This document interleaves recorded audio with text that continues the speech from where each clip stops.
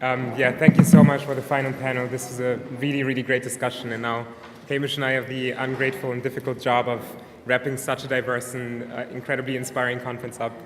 I want to quickly start by going back to why we all started this. We invited all of you to the annual Rhodes Healthcare Forum, and as a matter of fact, we just had the second iteration of this conference, which means we now have a legitimate basis for actually calling this an annual conference.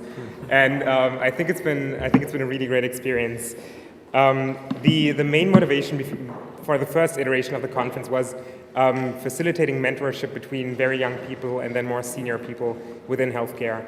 And for this conference, we tried to expand upon that a bit by also including many topical conversations and providing a platform for the many people within the healthcare community in Rhodes to talk about healthcare.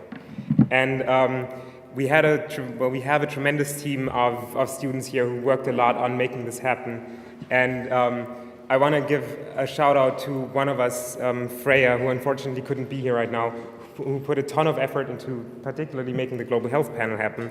And I know she's sitting at home right now heartbroken that she actually couldn't visit this. But I'm really happy that we're video recording this so she can watch it later on. For the both of us, it's been a really, really great experience to put real people to the many rows in our spreadsheet that we've been staring at for the past half year. So thank you all for that.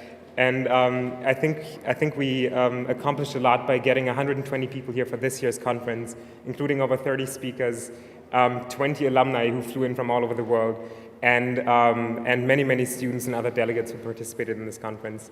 And I just quickly want to touch on a few of the topics we talked about in this conference because it's been so diverse. We heard about community health, genomics, geriatrics. We talked about digital health, global health, and many other issues, including Brexit and other healthcare relevant topics. And I can say for myself that it's been a tremendous experience so far. So thank you for that.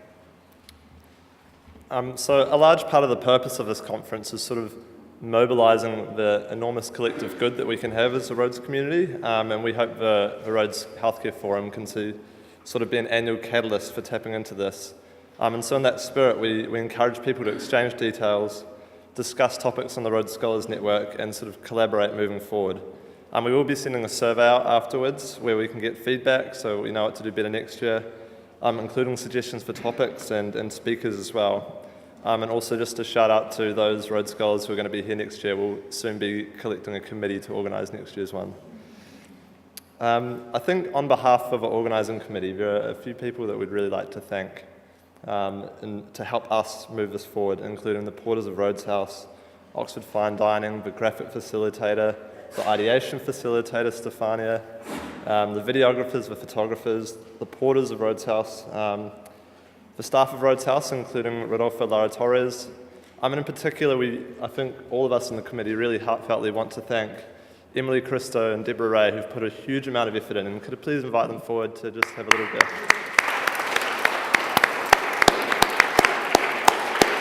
Come on up.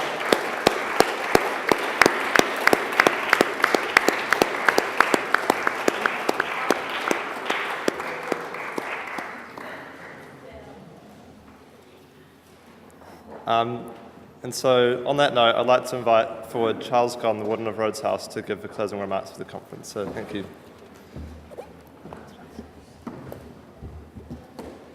Thanks, Lucas, and thanks, Hamish. And thank you all for including me, one of the non-medics, in this wonderful weekend on public health and medicine and healthcare. All I knew about medicine I learned by reading The House of God, and it did make it seem like a much more sexy profession than economics. I gather that's not all true. I'd like to thank particularly Sir John Bell, who is the quiet hero of medicine in Oxford and beyond. So thank you, John, for everything that you do.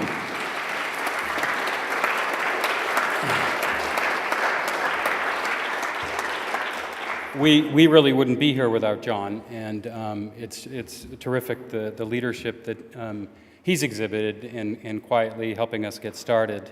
But much of the work was done by the terrific organizing committee, and you've just seen both Hamish and Lucas, but we also had Freya, Dylan, Fang, Mahesh, Peter, Josh, Sherelle, Ed, Michael, and Catherine Wilkes, all of whom did enormous amount of work while they're doing their schoolwork over the last 6 months or more. And so, well done, team. This was way better than last year. So.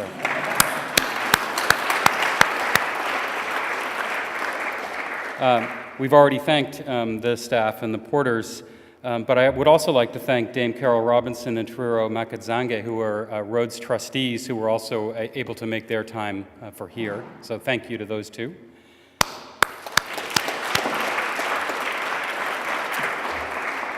And finally, we're particularly grateful to all of the senior Rhodes Scholars who've traveled very long distances to be here and to be part of this and to contribute all of their knowledge and learning, and all the friends of Rhodes who traveled a long way to be part of the event.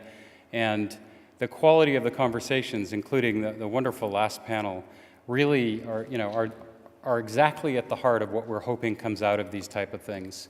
For a long time, the Rhodes Scholarship has been kind of an award for individual promise, and in many cases for sort of past success. And that misses the point. If we're really going to make a contribute to fighting the world's fights, to use that 19th century language, we only do that in groups. And our collective power in lifelong fellowship and problem solving together has the real chance to unlock progress in a very difficult and challenging world. So this conference is just one of many that we hope we'll soon be doing. Upcoming, there's an LGBTQ conference in February. There'll be a Rhodes Climate Change and Environment Conference not long after, I think in April. And then soon a Rhodes Venture Forum where we'll talk about good social entrepreneurial and economic entrepreneurial ideas and match up people with ideas, with funders of ideas, which we're excited about.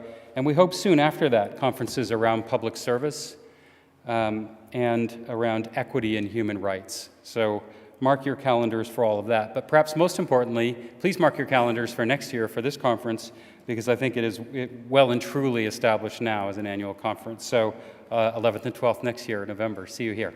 Thanks, everybody.